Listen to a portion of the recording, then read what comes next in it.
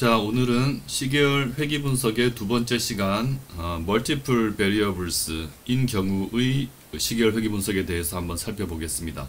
지난 시간에는 Single Variable, 그러니까 시계열 변수가 하나인 경우에 대해서 배워봤는데요. 시계열 변수가 하나인 경우의 회귀 분석뿐만이 아니고 시계열 분석의 아주 기초부터 사실 설명을 좀 했었습니다. 그래서 지난 시간에 다룬 내용을 조금 정리를 해보면, 이제 타임 시리즈, 이제 시계열 데이터는 시간이 흐름에 따라서 어떤 변수의 값이, 그걸 우리가 이제 y라고 하면 y의 값이 어떻게 변해가는가 하는 걸 가지고 하는 여러 가지 분석들을 얘기하는데, 이때 분석의 대상이 되는 이 시계열 변수는 일반적으로 한 개의 개체에 대한 데이터일 수도 있지만, 보통은 이제 여러 개 개체의 값을 종합한 지수의 형태를 가지는 그런 시계열 변수를 우리가 많이 다룬다고 했죠. 그 시계열 변수가 이제 한 개밖에 없을 때, 이제 그럴 때 우리가 이 데이터를 가지고 주로 뭐가 하고 싶냐면, 지금은 선으로 표현이 되어 있지만 실제로는 우리가 관측한 값은 이렇게 어떤 시간적 간격을 가지는 경우가 많습니다. 우리 뭐 날마다의 데이터 또는 뭐 초 단위의 데이터, 짧아도 역시 완전하게 컨티뉴어스하게 이제 값을 관찰하기는 또 쉽지 않기 때문에, 특히 부동산과 같은 이런 자산과 관련된 데이터들은 그 관측의 간격이 피리어드가 상당히 넓은 경우가 많죠. 그랬을 때 관측된 값을 가지고 우리가 실제로 값을 관측하지 못한 중간에 이제 비어있는 타임 포인트의 값을 추측한다든지, 또는 이제 아직 실현되지 않은 이제 미래의 값을 추측한다든지 하는 게 우리가 보통 하고 싶은 일입니다. 이제 이런 숙제 앞에서 가장 고전적으로 많이 하던 게 이 시계열을 분해하는 거였습니다. 그게 이제 디컴포지션이었죠. 그러니까 분해할 때는 주로 큰 트렌드, 큰 방향성을 뽑아내고, 그러니까 이 이제 실제 값에서부터 이 트렌드를 빼면은 뭔가 이제 이런 뭐 값이 그 모양이 나올 거잖아요. 이 트렌드가 빠진 상태에서도 어떤 계절성을 가지고 있을 수 있습니다. 그래서 시즈널리티를 또 뽑아내고, 시즈널리티는 주로 이제 그게 뭐 해 또는 연 단위가 됐든 뭐 어떤 시간과 관련해서 반복적인 패턴을 보이는 걸 시즈널리티라고 하고요. 그런 또 시간적인 그 길이, 이 파동의 길이와 관계없이 우리가 뭐 10년 주기설, 뭐 7년 주기설, 이런 경제와 관련해서 그런 말 쓸 때가 있잖아요.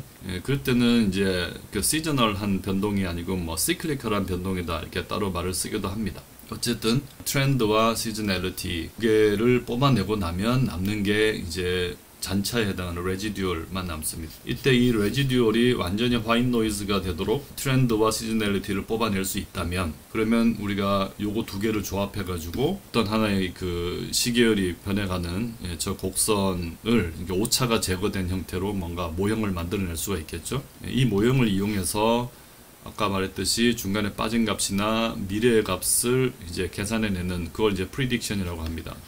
그 유니베리탄 시계열 변수 가지고 우리가 하고 싶은 것은 사실 대부분 이 프리딕션인 경우가 많고, 그 프리딕션을 하기 위해서 했던 가장 고전적인 작업은 이렇게 분해를 해내는 것이다. 이 분해를, 그 트렌드와 시즈널리티를 분해해내는 방법도 모형도 굉장히 많이 이제 여러 가지가 있는데, 뭐 이런 모형들을 보통 이제 필터라고 많이 부릅니다. 이 그 실제로 아주 이제 그 복잡한 어떤 데이터를 이 필터에다가 딱 집어넣으면 어떤 하나의 트렌드와 시즈널리티로 구성된 이제 어떤 하나의 모형을 딱 뽑아낼 수 있는 거죠. 그래서 이제 이 모형을 통해서 이렇게 그 노이즈가 많이 들어간 데이터보다 좀 더 정확하게 프리딕션을 할 수 있다 하는 면에서 저런 모형들을 이렇게 필터라고 많이 부릅니다. 요거는 사실 여기까지는 리그레션을 쓸 수도 있고 안 쓸 수도 있는 뭐 그런 얘기들이에요. 근데 이렇게 그 유니베리탄 타임 시리즈 데이터로부터 어떤 트렌드를 뽑아내는 굉장히 중요한 모형으로서 요새 가장 많이 쓰이는 거는 저 디컴포지션이 아니고 이제 아리마 모형이라는 게 많이 쓰인다고 했죠. 이게 그 yt라는 우리가 관심 있는 하나의 변수가 있을 때 그것의 과거값으로 yt-k라고 부를게요. 과거값을 가지고 이제 회귀 분석을 하는 겁니다. 그게 AR 모형이고 오토 리그레시브 모델이고, 그리고 이 y 그 추정한 값과 실제 관측 값의 차이, 그 레지듀얼 있죠? 그 오차라고 하는 거, 이거의 이제 t 마이너스 이것도 뭐 그냥 k로 쓰겠습니다. 요거 가지고 또 설명 변수로 이제 넣을 수도 있고, 그런 거를 이제 무빙 에버리지라고 해서 MA 모형이라고 합니다. 그래서 yt를 이거 더하기 이거의 형태로 구성하면 그걸 이제 알마 모형이라고 하고, 요거는 지금 회귀 분석을 이용하는 거죠. 회귀 분석의 설명 변수를 자신의 과거값 또는 이제 잔차, 그 오차항의 과거값으로 구성하는 겁니다. 그리고 이런 회귀 분석을 하기 위해서는 이 종속 변수 자체가, 이런 회귀 분석을 하기 위해서는 이 회귀 모형에 투입되는 변수들이 그 시계열적으로 안정적이어야 하기 때문에 안정성을 확보하기 위해서 이 y 값을 차분해서 쓰기도 합니다. 그래서 어떤 하나의 변수 yt가 있는데, 이 yt 자체는 불안정하지만 한번 차분했을 때 안정적 시계열이 되는 경우, 그때를 이 yt는 1차 적분의 상태에 있다 라고 얘기합니다. 그걸 I1이라고 보통 표현하고, 한 번 차분으로는 안 되고 두 번은 차분해야 이게 안정적인 시계열이 된다. 그러면은 yt는 이제 I2, 2차 적분 계열이다. 이제 이런 표현을 씁니다.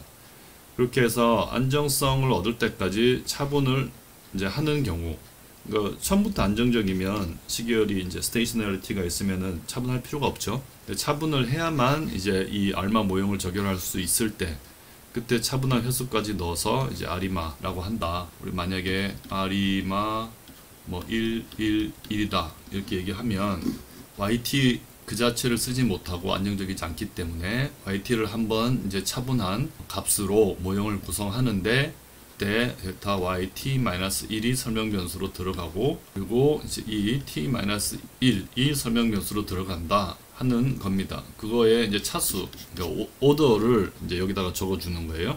그래서 일반적인 형태는 이제 아리마 p d q 이렇게 쓴다라고 했습니다. 그래서 사실 여기다가 이제 시즈널리티와 관련된 항이 또 더 들어가기도 하고, 뭐 12개월 뭐 이런 식으로 아리마 모형도 굉장히 이제 복잡하게 또 다양하게 구성이 되는데, 우리는 그 중에서 가장 기본적인 아리마 모형을 살펴봤었습니다. 요게 이제 회귀 그 분석의 모습을 띠고 있잖아요. 그래서 유니베리탄 시계열 변수로부터 그 유의미한 하나의 모형을 이제 뽑아낼 때, 예측 가능한 모형을 뽑아낼 때, 최근에는 가장 많이 쓰는 게 과거에 쓰던 그 디컴포지션하는 필터보다는 이 아리마 모형, 아리마 계열의 모형들을 많이 쓴다 하는 것까지 설명했었습니다. 요거는 한 개의 시계열 변수 가지고 하는 작업이었고, 비록 한 개지만 다른 변수가 없지만 자신의 과거값 그리고 오차항의 과거값을 가지고 회귀 분석을 이제 하기 때문에, 회귀 분석을 가르치는 이 파트에서 지금 이제 이 아리마 모형을 설명드린 겁니다. 그리고 이제 앞에서 얘기했던 뭐 다른 디컴포지션 하는 방법이라든지 뭐 그 자기 상관계수 구하는 방법이라든지 그런 것들은 꼭 회귀 분석과 관련되기보다는 시계열 분석에 대한 기본적인 이제 설명들이었다, 이렇게 이해를 하시면 되겠습니다. 이제 오늘 배울 내용은 좀 더 전형적인 회귀 분석에 좀 가까운 모습이 말씀드렸듯이 시간이 흘러가고 여기 이제 어떤 그 밸류가 있을 때, 그때 우리가 이제 여러 개 시계열을 조사하는 거죠. 아까 봤던 yt도 조사하고, 이게 만약에 부동산의 가격이다 라고 했으면 또 금리도 조사하고, 그거를 뭐 x1t라고 써볼게요. 그 다음에 또 다른 뭐 GDP도 조사하고, 사실은 이 단위들이 다 다르기 때문에 그림들이 이제 하나의 그래프에서 이렇게 가깝게 붙어 있지 않은 경우들이 많겠죠. 어쨌든 또 다른 변수도 조사하고, 그래서 여러 개의 변수를 조사했을 때, 제가 지금 선으로 나타냈지만 우리가 시계열 분석할 때는 이렇게 그 시간이 끊어져 있더라도 그걸 타임 시리즈 데이터로 전환하면 선으로 보여줬잖아요. 그만큼 비록 이게 시간이 인터벌이 있더라도 시계열 분석에서는 선으로 많이 나타내거든요. 어쨌든 총 타임을 우리가 t개까지 조사를 했다면 한 개 변수마다 t개의 관측값이 있는 겁니다. 그걸 가지고 y와 x1, x2 사이에, 그러니까 y를 종속 변수로 해서 x1t, x2t 이렇게 모형을 구성하는 것. 여기 당연히 이제 베타 0 들어가고, x1t 앞에는 뭐 베타 1 있고, x2t 앞에는 베타 2 있고, 이렇게 이제 개수를 적어야 제대로 쓴 모형이죠. 거기다가 오차항까지 딱 이렇게 넣어줘야 우리가 보통 얘기하는 회기식이 되는데, 이 수업에서는 이제 이런 것들 생략하고 제가 y하고 x 변수명만 쓰면서 설명하는 겁니다. 이렇게 되면 이거는 사실 우리 횡단면 분석할 때 하고 거의 비슷한 모양의 회기 분석이 됩니다. 그래서 이게 크로스 섹셔널한 회기 분석하고 더 닮은 것은 이 모형이죠. 예, 그 변수가 여러 개일 때 이 거시 경제 지표들 간의 관계를 살핀다든지 하는 이런 시계열 회기 분석, 이거는 우리가 횡단면 때 배웠던 거하고 거의 비슷합니다. 다만 시계열 회기 분석인 경우 횡단면일 때와 달리 이 오차항의 특성이 횡단면일 때하고 좀 다릅니다. 그러니까 크로스 섹셔널한 경우에서는 이 오차항이 우리 그 GM 과정에서 가장 많이 깨지는 게 이분산성이라고 그랬죠.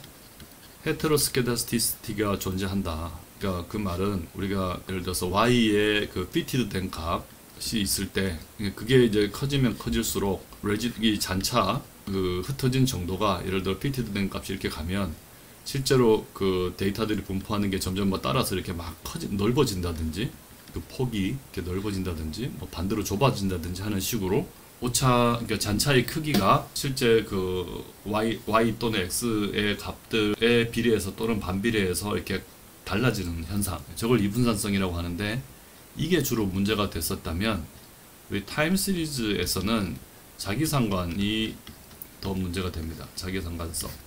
자기상관성은 이게 이제 오토 코릴레이션이잖아요.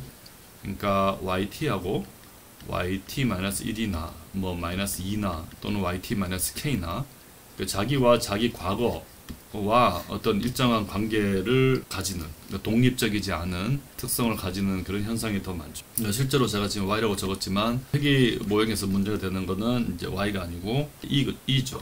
오차항의 자기 과거값하고 상관관계를 가지게 되는 그 현상, 이것이 일반적인 OLS를 어렵게 만든 주요 원인으로 작용합니다. 그래서 크로스 섹셔널한 리그레션에서는 이분산성을 어떻게 검증하고 그 이분산성을 해결하기 위해서 어떤 방법을 쓰는가 하는 것을 이제 WLS를 중심으로 GLS 같은 방법이 있다 하고 설명드렸는데, 이 타임 시리즈에서는 이제 자기상관성이 오차항에 존재할 가능성이 높고, 그럴 때 그 코크란 올컷, 프레이스 윈스턴 뭐 이런 방법들이 있습니다. 이제 그런 방법을 이용해서 자기상관을 이제 극복하고 리그레션 하는 그런 방법까지 간단하게 한번 살펴보겠습니다.